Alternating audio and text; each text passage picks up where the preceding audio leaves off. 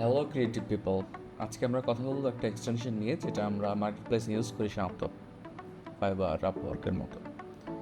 তো specially fibre ক্ষেত্রে দেখা যায় যে আপনি যদি অ্যাক্টিভ না থাকেন সেক্ষেত্রে দেখা যায় যে সে আপনাকে অফলাইন করে দেয়। বাট আপনি আছেন, দেখা যাচ্ছে ব্রাউজার আপনি রিফ্রেশ করেননি, সেক্ষেত্রে দেখা যায় অফলাইন হয়ে আছেন। তো সেক্ষেত্রে বাসের ক্ষেত্রে আমরা অনেকেই আছি যারা অটো রিফ্রেশার ইউজ করি।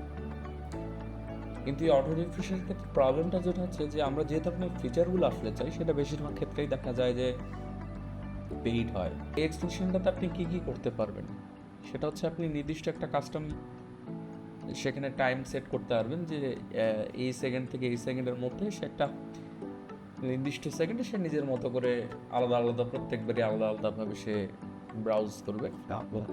সেক্ষেত্রে আরেকটা যেটা হচ্ছে আপনি আলাদা আলাদা সেখানে লিঙ্ক দিবেন, সে আলাদা আলাদা লিঙ্কগুলো সে ওই সময়ের মধ্যে তো এই ধরনের ফিচারগুলো দেখা যায় যে ফ্রিতে থাকে না। ফ্রিতে শুধু দেখা যায় শুধু একটা লিঙ্কই বারবার অটো রিফ্রেশ হচ্ছে একটা নির্দিষ্ট সময়।